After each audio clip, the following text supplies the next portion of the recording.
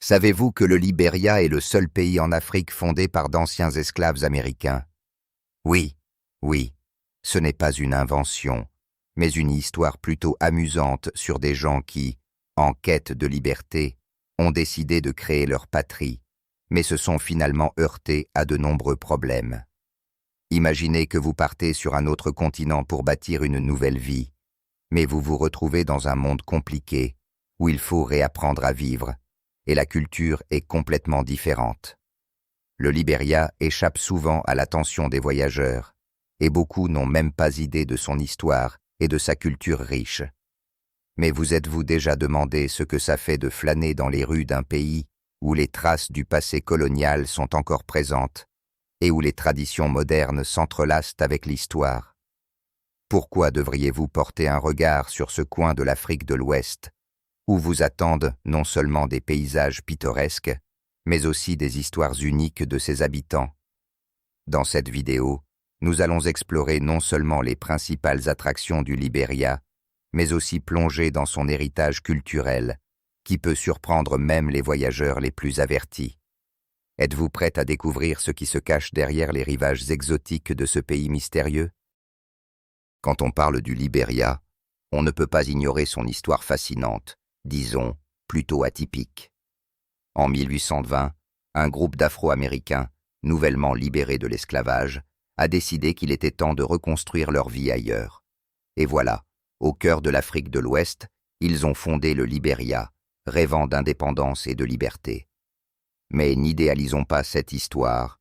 La réalité était bien plus complexe. Imaginez, vous quittez votre terre natale pour créer un nouveau pays, et vous voilà face à des jungles, des maladies et une culture complètement différente. Comment vous sentiriez-vous en rencontrant des habitants qui vous regardent avec perplexité?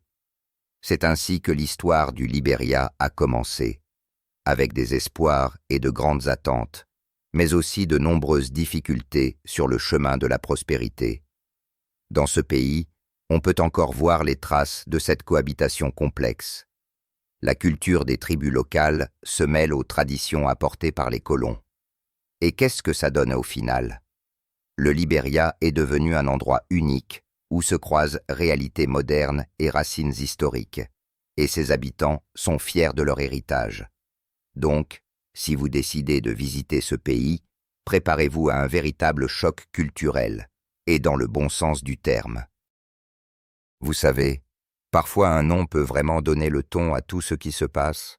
Par exemple, le nom Libéria se traduit par « terre de liberté », et ce ne sont pas que de jolis mots pour des brochures touristiques. C'est une véritable symbolique, pleine d'espoir et d'aspiration des gens qui ont quitté leur histoire d'esclavage pour une nouvelle vie. La première fois que j'ai découvert la signification de ce nom, j'ai été frappé par l'idée qu'il représente toute une époque de lutte et de quête d'un avenir meilleur. Imaginez ce que ressentaient ces Afro-Américains qui ont traversé l'océan et ont dû faire face à une réalité qu'ils n'auraient même pas pu imaginer. Dans leur esprit, la liberté devait ressembler à un paradis, mais en réalité, ils se sont retrouvés au milieu de forêts tropicales, de maladies et d'un choc culturel. C'est ainsi que la terre de liberté est devenue un véritable terrain d'épreuve pour la survie, mêlant espoir et peur. Le Libéria est vraiment unique, car on peut y voir comment les traditions locales s'entrelacent avec celles apportées par les colons, créant un incroyable kaléidoscope culturel. Chaque recoin du pays rappelle ceux qui ont rêvé de liberté, tout en gardant à l'esprit leurs racines. Si vous décidez de vous rendre au Libéria, ne manquez pas l'occasion de plonger dans cette histoire incroyable, là où chaque mot « liberté » résonne non pas comme un slogan, mais comme une véritable philosophie de vie. Vous êtes-vous déjà demandé à quel point c'est fascinant qu'une capitale porte le nom d'une personne ayant joué un rôle important dans son histoire? Monrovia est justement un de ces cas, nommé en l'honneur de James Monroe, président des États-Unis, qui, soit dit en passant, n'était pas juste un type comme les autres dans le fauteuil présidentiel. Il a activement soutenu l'idée de la réinstallation des Afro-Américains en Afrique, convaincus que cela leur donnerait une chance de commencer une nouvelle vie. Quand j'ai appris cela pour la première fois, j'ai été intrigué. Comment est-ce de vivre dans une capitale dont le nom est lié à l'une des périodes les plus controversées et débattues de l'histoire des États-Unis? À Monrovia, on peut dire que cette histoire flotte dans l'air, et chaque brique d'un bâtiment semble murmurer des échos du passé. Imaginez ces gens quittant leur terre natale, s'avançant vers l'inconnu, espérant un avenir meilleur. À Monrovia, on peut voir comment les traditions des tribus locales se mêlent à l'héritage des colons, créant une atmosphère unique. En flânant dans les rues, je ne pouvais m'empêcher de remarquer que chaque coin de la ville recèle cette histoire multicouche, pleine d'espoir et de déception. Donc, si vous décidez de visiter le Libéria, ne manquez pas l'occasion de faire un tour à Monrovia et de comprendre comment une seule personne peut influencer tout un pays. Ici, au milieu des rues et des places, vous ressentirez comment l'histoire continue de vivre, et c'est vraiment impressionnant. Vous savez, en Libérie, il y a un détail qui fait réfléchir. C'est leur drapeau, qui, pour être honnête, pourrait facilement être confondu avec celui des États-Unis. Oui, ne soyez pas surpris si, au premier abord, vous pensez avoir assisté à un rassemblement patriotique aux États-Unis. Mais en réalité, c'est un symbole de liberté pour ceux qui se sont installés ici, et l'unique étoile sur ce drapeau n'est pas juste un choix de design. Elle symbolise le désir des colons d'indépendance et l'espoir d'un avenir meilleur. C'est drôle comme un drapeau peut raconter une histoire sans prononcer un mot, n'est-ce pas? Alors qu'en Amérique, ce symbole souligne l'unité. En Libérie, il est devenu l'incarnation de la lutte pour la liberté et l'auto-identification. En le regardant, je ne pouvais m'empêcher de penser que parfois, les changements, même les plus radicaux, se produisent non seulement dans l'esprit des gens, mais aussi dans le tissu même de la société. En me promenant dans les rues et en scrutant le drapeau, j'avais l'impression qu'il racontait comment les habitants et les colons ont entrelacé leur destin, créant un cocktail unique de culture et de tradition. Et si jamais vous vous retrouvez en Libérie, plongez votre regard dans les yeux de ce drapeau. On peut y lire toute une époque, pleine d'espoir et d'aspiration. Et maintenant, parlons un peu de la langue. La langue officielle du Libéria est l'anglais, et c'est un fait plutôt intéressant, pour ne pas dire surprenant. Vous vous demandez peut-être, et les dialectes locaux, alors? C'est vrai qu'on parle des dizaines de langues et de dialectes dans le pays, mais, étrangement, l'anglais reste le principal acteur sur cette scène linguistique. J'ai souvent entendu des gens se plaindre des barrières de communication quand il s'agit des langues locales, mais comme dit le vieux proverbe, « Si tu ne parles pas anglais, tu ne sais pas ce que c'est que la vie ». Au Libéria, cette affirmation est plus vraie que jamais, car les dialectes locaux, bien qu'attachants, ne vous aideront pas toujours à commander un café au café ou à demander votre chemin. Donc, si vous envisagez un voyage, il serait sage d'apprendre quelques phrases en anglais. Cela ne pourra que vous être utile. Cela dit, j'ai remarqué que les habitants se plaisent à passer à leur langue maternelle, comme si c'était un code secret réservé à un petit cercle d'initiés. Réfléchissez un instant. Si vous viviez dans un pays où vos langues et dialectes seraient non seulement une partie de votre identité, mais le fondement de votre communication quotidienne, comment vous sentiriez-vous? L'anglais, en fin de compte, joue le rôle de lien, permettant aux gens de différentes régions du pays de trouver un terrain d'entente, au sens propre du terme. Mais je l'avoue, parfois j'avais l'impression que les habitants étaient tellement passionnés par leur dialecte que l'anglais sonnait pour eux comme une langue étrangère. Alors, si vous décidez de vous rendre au Libéria, préparez-vous à vivre de vraies aventures linguistiques. La Libéria n'est pas juste un pays sur la carte de l'Afrique. C'est la première république africaine à avoir proclamé son indépendance en 1847. Imaginez un peu ce que cela devait être.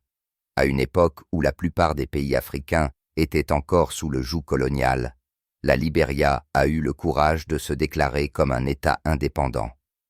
J'éprouve toujours une certaine émotion en pensant aux difficultés et aux défis auxquels faisaient face les premiers Libériens dans leur quête pour construire leur nation. C'était un temps où ils n'avaient même pas de modèle clair à suivre. Beaucoup commençaient tout juste à comprendre ce que signifiait être indépendant. Il est intéressant de noter que la Libéria a été fondée principalement par d'anciens esclaves afro-américains qui sont revenus sur la terre de leurs ancêtres. En quelque sorte, c'était une sorte de mission pionnière, où chaque pas était difficile, mais porteur d'espoir pour un avenir meilleur. Et voilà, plus d'un siècle plus tard, la Libéria est devenue un symbole de lutte pour l'indépendance, ce qui rend son histoire particulièrement significative pour quiconque s'intéresse à la politique et à la culture africaine. Réfléchissez un instant. La première république en Afrique, et elle continue à préserver ses traditions et sa culture unique, malgré toutes les épreuves qu'elle a traversées. La Libéria, c'est une histoire vivante, et chaque recoin ici est imprégné d'un esprit de résistance et d'espoir. Et maintenant, parlons des particularités financières du Libéria, parce que, comme dans tout pays qui se respecte, l'argent joue un rôle important ici. Mais ne vous précipitez pas à penser qu'il s'agit simplement d'un système monétaire banal, où tout fonctionne comme d'habitude. Au Libéria, 2 types de devises circulent en même temps, les dollars libériens et les dollars américains. Oui, vous ne rêvez pas. C'est une véritable symphonie financière, où la monnaie locale danse en harmonie avec l'américaine. Imaginez-vous flâner sur un marché où les vendeurs acceptent les 2 devises. Et vous, en tant que touriste, devez non seulement économiser pour des souvenirs, mais aussi comprendre combien coûte votre bracelet préféré dans les 2 monnaies. Ça peut être un peu déroutant, surtout si vous n'êtes pas préparé à ce que le taux de change fluctue comme la météo à Londres. Cependant, ce système a ses avantages. Les Libériens peuvent facilement échanger de l'argent avec les Américains et d'autres étrangers, ce qui aide sans aucun doute à faire avancer l'économie. Mais ce qui m'a vraiment frappé, c'est la façon dont les habitants du Libéria perçoivent leur argent. Ils semblent peu attachés à une seule devise et considèrent cela comme un fait. Ils vivent dans un monde où la flexibilité financière devient la norme. Et c'est assez symbolique pour un pays qui est, lui-même, un exemple d'adaptation et de quête d'indépendance. En gros, si jamais vous vous retrouvez au Libéria, n'oubliez pas de vous munir des 2 devises. C'est non seulement pratique, mais cela vous permettra aussi de mieux comprendre comment les locaux gèrent leurs affaires. En parlant de finances, il est impossible de ne pas mentionner le lien historique fascinant entre le Libéria et les États-Unis. Imaginez un peu. Au XIXe siècle, un groupe d'Africains américains libérés a décidé de retourner sur leur terre d'origine, ce qui a conduit à la création de ce pays. Oui, vous avez bien entendu, ce n'est pas juste une coïncidence, mais une véritable histoire de l'influence américaine sur le Libéria. Par exemple, le système politique local conserve encore des éléments empruntés au modèle américain. On pourrait dire qu'ici, comme dans un vieux film, on assiste à un carrefour de 2 cultures, où les traditions américaines se mêlent au tissu de la société libérienne. L'architecture ne fait pas exception. En flânant dans les rues de Monrovia, on a parfois l'impression de se retrouver dans une petite ville américaine oubliée, avec ses maisons au style de la Renaissance coloniale. Mais ce n'est pas tout. Les Libériens ne se contentent pas de préserver leurs racines, ils intègrent aussi activement les coutumes américaines dans leur vie quotidienne. Par exemple, la célébration du jour de l'indépendance est aussi grandiose qu'aux États-Unis, mais avec une touche locale. Des danses sur des rythmes africains. C'est un peu comme si vous mélangiez un burger avec une spécialité de rue à base d'igname, et que cela donne quelque chose de totalement unique. Alors, quand vous vous baladerez au Libéria, n'oubliez pas de prêter attention à ces étonnantes intersections de cultures et de traditions, car elles rendent ce pays vraiment spécial.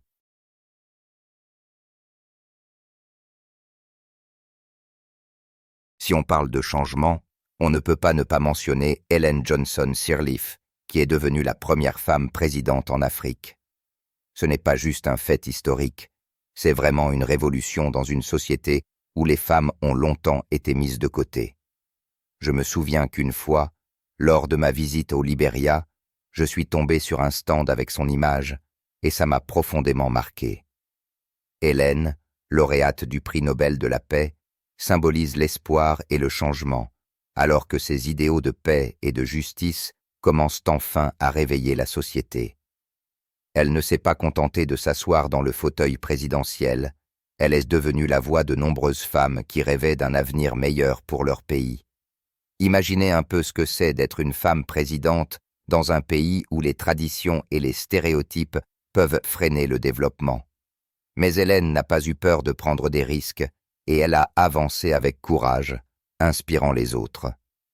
Son travail en matière de paix et de reconstruction après la guerre civile mérite vraiment d'être salué, car elle a apporté un regard nouveau sur la gestion du pays. Donc, quand vous serez au Libéria, écoutez les histoires sur sa carrière. C'est un excellent exemple de la façon dont une personne peut changer le cours de l'histoire. Après tout, son parcours n'est pas juste une biographie, c'est une véritable saga de lutte, d'espoir et de triomphe. Quand on parle de la faune sauvage de l'Afrique de l'Ouest, on ne peut pas passer sous silence les magnifiques forêts tropicales qui couvrent plus de 40% de la région. Imaginez-vous marchant sur de petits sentiers, entre des arbres géants qui s'élèvent vers le ciel, comme s'ils essayaient d'attraper les nuages. Ces forêts ne sont pas seulement splendides, elles débordent de vie. On y trouve des animaux rares comme les chimpanzés et les éléphants de forêt, qui sont, je dois dire, de véritables géants parmi leurs congénères. L'une de ces forêts, c'est la Nyoka, qui offre des opportunités incroyables pour observer la faune et des aventures extraordinaires pour les amateurs de sensations fortes. Mais ce n'est pas tout ce qui la rend unique. On y découvre aussi des espèces de plantes rares, certaines que l'on ne trouve nulle part ailleurs sur la planète. Et que dire de la forêt de Goumo, où les habitants ont su préserver leurs traditions et coutumes tout en vivant en harmonie avec la nature. Quand je me promenais sur ces sentiers, j'avais l'impression d'être transporté dans un autre monde, où le temps s'est arrêté et où la nature est le véritable protagoniste. Et ne me dites pas que ça ne vous dit rien de voir un perroquet coloré se cacher dans le feuillage dense ou une bande de babouins s'amuser au soleil. Ces forêts ne sont pas simplement des endroits où poussent des arbres. Ce sont de véritables réservoirs de biodiversité qui, malheureusement, sont menacés. Oui, je comprends que nous avons d'autres préoccupations en tête, mais n'oublions pas qu'il est crucial de préserver ces écosystèmes extraordinaires pour les générations futures. Après tout, qui ne voudrait pas que ses enfants et petits-enfants puissent profiter de cette beauté? En poursuivant notre voyage à travers l'Afrique de l'Ouest, plongeons dans l'univers de l'or et des diamants, qui, à première vue, devraient rendre le pays prospère, mais en réalité, ne font qu'ajouter au problème. Les gisements d'or et de diamants surgissent littéralement du sol, comme des trésors raffinés attendant leurs chercheurs. Cependant, si vous pensez que ces pierres brillantes résolvent tous les problèmes, vous vous trompez lourdement. Ces richesses sont devenues une véritable malédiction pour de nombreux pays de la région, provoquant parfois des conflits et de la corruption qui, tels de véritables vampires, aspirent la vie de l'économie. Imaginez, alors que des lingots d'or scintillent à la surface, sous eux se cachent des histoires de souffrance et de pauvreté. Je me souviens qu'un habitant m'a raconté comment son village, situé près d'un des gisements de diamants, a été ravagé lorsque des entreprises étrangères sont venues pour exploiter, ne laissant derrière elles que poussière et désillusion. Il est difficile de croire que de telles richesses peuvent en réalité apporter plus de malheur que de bonheur. Les difficultés économiques auxquelles sont confrontés les pays qui dépendent de ces ressources deviennent un véritable paradoxe. Plus nous creusons, moins il nous reste. Et nous nous retrouvons dans une situation où les richesses naturelles ne procurent pas de prospérité, mais au contraire, deviennent la cause de troubles sociaux et d'instabilité économique.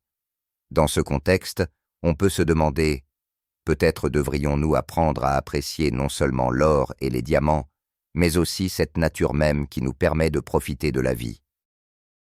Imaginez maintenant un pays où l'éducation devient une véritable priorité.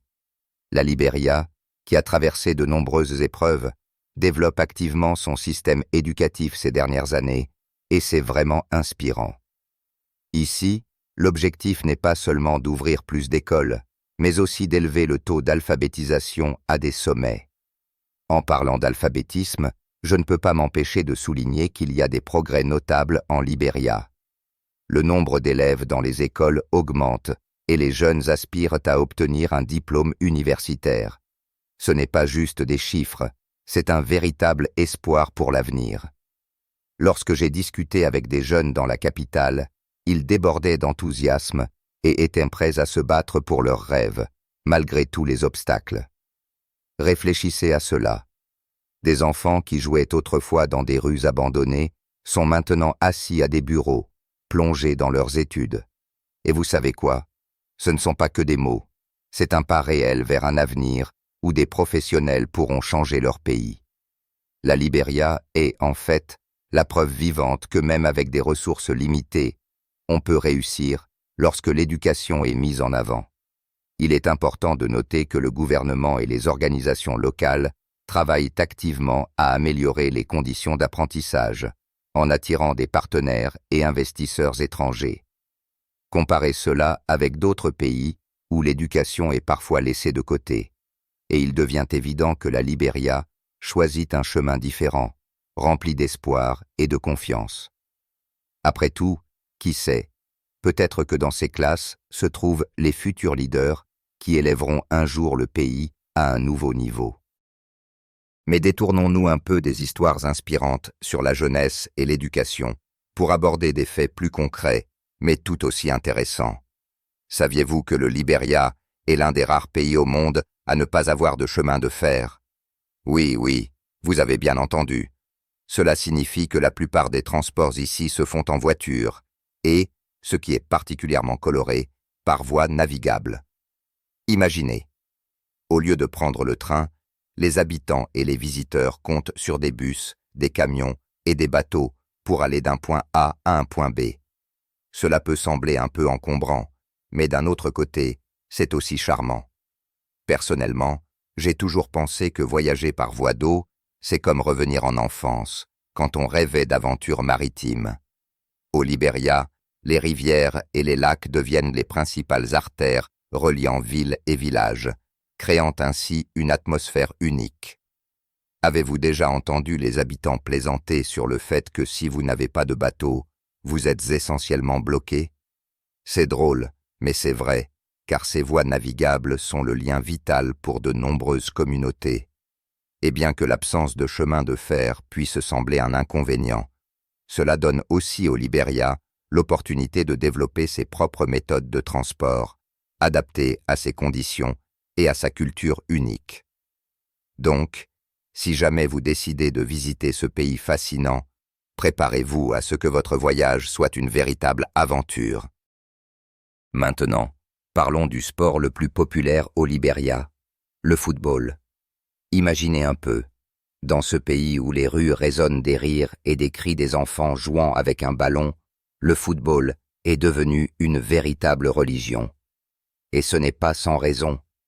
George Weah, un gars du coin qui a échappé au quartier défavorisé, est devenu une star mondiale du football, puis président. Oui, vous avez bien entendu. Il est le seul chef d'État au monde à avoir été président après une carrière réussie dans le football.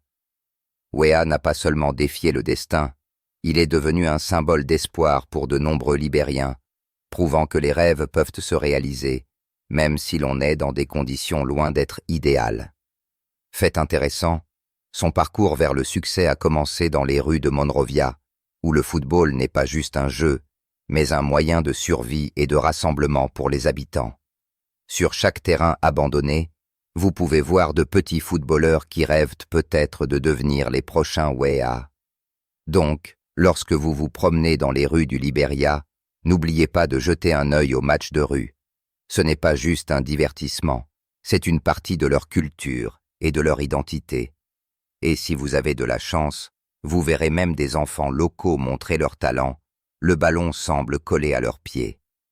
Ici, le football n'est pas qu'un simple sport, c'est une chance de changer sa vie, et cette passion imprègne chaque recoin du pays.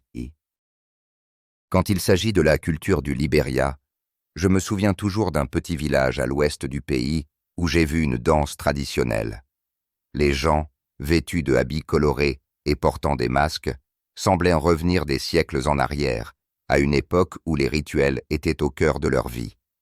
Ici, au Libéria, malgré toute l'influence des États-Unis, il existe encore des traditions africaines étonnantes qui se transmettent de génération en génération. Ces rituels ne sont pas juste des divertissements, mais des témoignages vivants de l'histoire et de la culture du peuple. Je me rappelle comment les habitants parlaient fièrement de leurs ancêtres, expliquant comment les masques étaient utilisés non seulement pour danser, mais aussi pour transmettre des connaissances et des leçons morales. Les Libériens font cela avec une telle passion. Chaque danse, chaque mouvement, c'est comme un livre ouvert, rempli de mystères et de significations.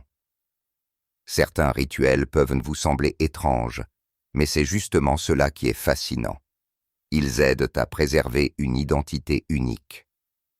J'ai souvent constaté que les habitants sont ravis de partager leur expérience et leurs histoires, ce qui prouve encore une fois que la culture n'est pas seulement un ensemble de traditions, mais un processus vivant qui continue d'évoluer.